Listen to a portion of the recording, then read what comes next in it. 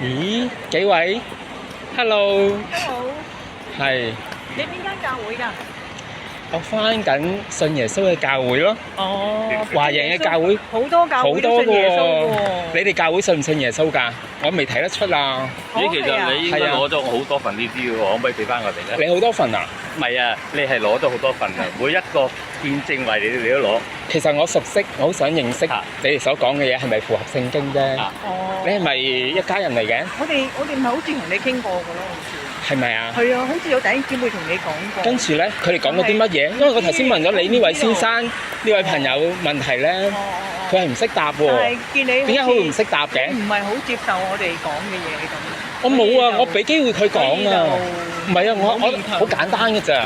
我其實問咗條好簡單嘅問題。係你信上帝嘅時候咧，你會唔會嗌上帝做天父啊？會咁你係咪上帝嘅兒女啊？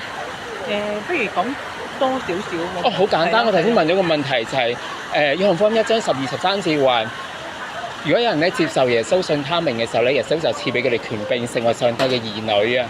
呢等人咧唔係從情慾生，唔係從人嘅意願生嘅，係從上帝嘅意願去生而生㗎。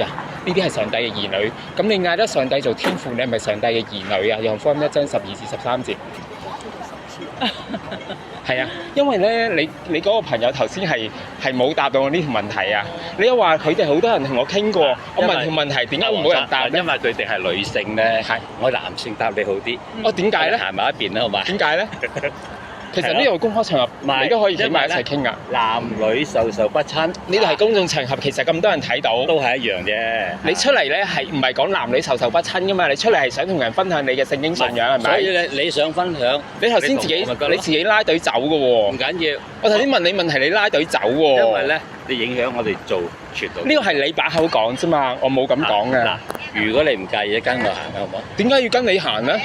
咁咪走咯。咁點解你要走咧？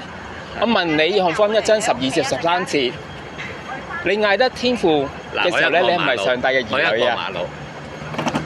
其實你出嚟介紹信仰、介紹聖經啊嘛，我完全聽唔到你哋有任何回應喎。點解咧？又話見證人，點解要走啊？點解要走啊？